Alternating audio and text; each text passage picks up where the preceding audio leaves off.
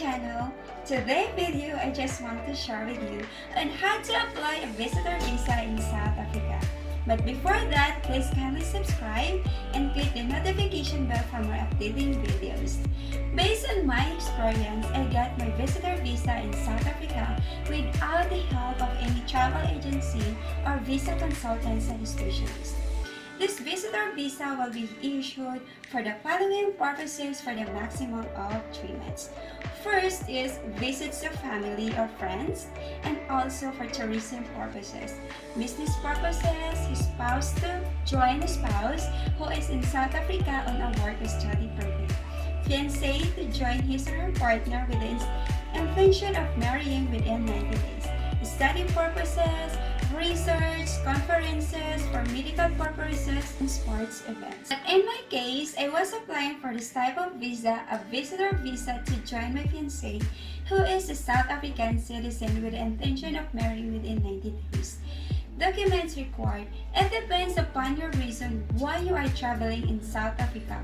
But in this video, I am just going to focus on those requirements necessary for joining your fiancé in South Africa.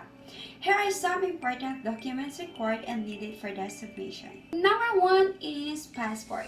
Make sure you have a valid passport that for at least 30 days after the intended stay and departure date from the South Africa.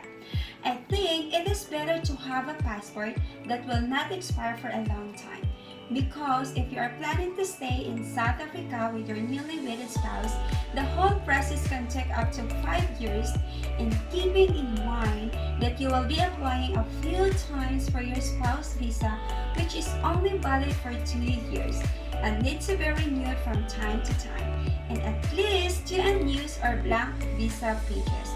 And then also, please produce a 1 valid copy of the biodata page inside your passport. The second one is 2 passport size photos. Please make it sure that not older than 30 days. The third one is fill out visa application form 11, which is DHA-84. So this form can be searched for on the internet, and make it sure you provide correct information and avoid mistakes, and you must use blank ink and capital letters, and do not forget to sign your application, and make sure your signature is the same signature as on your passport. That is very important. The next one is proof of income, which is 3 months bank statement certified by bank and not older than 7 days from the time of your application. I also provided 3 months pay slips on my fiancé since he is sponsoring my travel expenses. The fifth one is round-trip airline ticket reservation.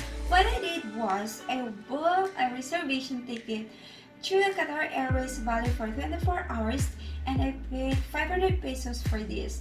So please do not buy a plane ticket until you have a clear, final, and positive result in your application to avoid unnecessary expenditure, because you do not know your application status yet, or if it has been rejected or granted.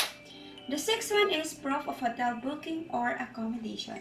We provide the residential billing statement of municipal services of my fiancé and certify the document by South Africa Police Services as a proof of residence. The next one is invitation letter from host in South Africa. We provided a letter with a sworn affidavit inclusive that he is inviting me to come to South Africa as his fiancé and for the purpose of our marriage, and stating that he is shouldering all my related travel expenses, and the document is also certified by South African Police Services. The next one is original covering letter. Once you make a cover letter, do not forget to write your correct passport number inside, stating your intention of travel, the duration of your visit, or your primary purpose to visit. And also kindly include the physical address you will be residing at, as well as your contact details, and remember to mention who shoulders your travel expenses. The next one is the Vaccination Certificate, Yellow Fever. Luckily, the Philippines is not required to secure the certificate since our country is not included in the yellow fever bill. So I don't need to worry about this. The list countries for which the yellow fever vaccination certificate is required for entry to South Africa are from Africa country, Central and South America. Here is the link to the updated list country to secure a certificate so that you can allow to enter in South Africa. Also provide additional supporting documents, which is I provide my certificate of employment, certificate of compensation, my CNMR, certificate of no marriage, my certificate of confirmation of my baptism from the church. I need to provide this because we are going to marry in a Roman Catholic church, and I also provide the police clearance certificate or NBI, at the same time the identification card of my fiancé, just to make sure that your fiancé is really a citizen of South Africa.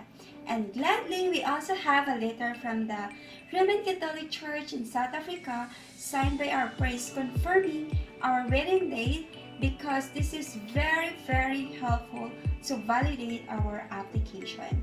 Processing time. Basically, processing time will be 7 business days from the day of your submissions, but it depends upon the case of your application.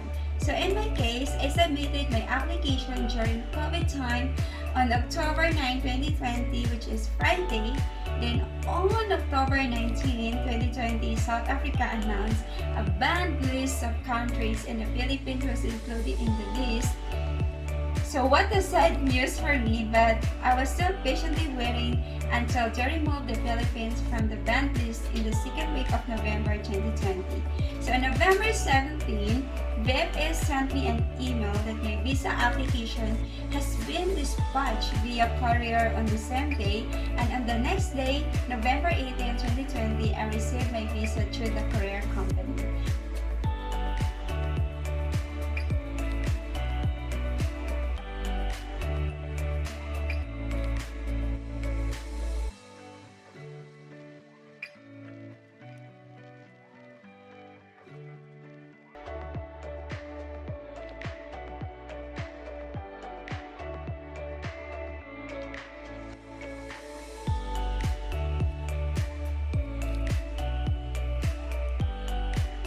So my application went through smoothly without me having to be personally interviewed by the embassy during my application process, as a result of all my documentation being correctly submitted, resulting in the fact that they were content with my documents provided and correctly prepared in advance. But please be prepared for almost anything, just in case they are asking for you to be interviewed in person. So I submitted my application as a walk-in, but it's up to you if you prefer to book an appointment beforehand. But during my visit there as submission office, we were the only 2 people in VFS Center. So you can also submit your application through your representative, providing the authorization letter, just to make sure you arrange your papers neatly and do not miss any documents, because once you have submitted an incomplete application, the staff will not accept any further additions or alterations to your application. So don't waste your time and energy for nothing by not making sure you comply with all the requirements. And please take note, the VFS Global Center located in ground floor Eco Plaza Building, 2305 Don Chino Roses Avenue in Makati City. So they are open from Monday to Thursday, 9 p.m. to 4 p.m. Hopefully this information and my personal experience I share with you going through this lengthy process will be helpful to you. And please do not get annoyed or feel broken or tired to comply with all the necessary documents, because once you get your visa, you will know and understand that everything you have been going through have definitely been worth it. For more information, you can visit VFS Global South Africa in the Philippines, and you can also leave me a message for any questions and clarifications. Thank you so much guys for watching, and do not forget to subscribe and click the notification bell for more upcoming videos. Also, kindly visit our website, which is Shella and Alfred, so kindly check the link below. So all the informations needed, I will also post it there. Thank you, and it's time to enjoy life. Legal disclaimer. The topics and information on this channel, the articles and videos have been created for entertainment purposes only. The creator and author of this video is not liable for any damages arising in any form or otherwise from the use of this video or any material contained in it, or from any action or decision taken as a result of watching this video. Any examples or materials in this video and on this channel comprise the creator's personal views or experiences, and they do not constitute legal or other professional advice. You should consult and get professional help from a qualified advisor on legal, government, and immigration services. The creator is hereby in totality indemnified and absolved from any and all responsibilities for damages or loss arising from this entertainment video. Indemnification is the act of not being held liable or being protected from harm, loss, or damages by shifting the liability to another party.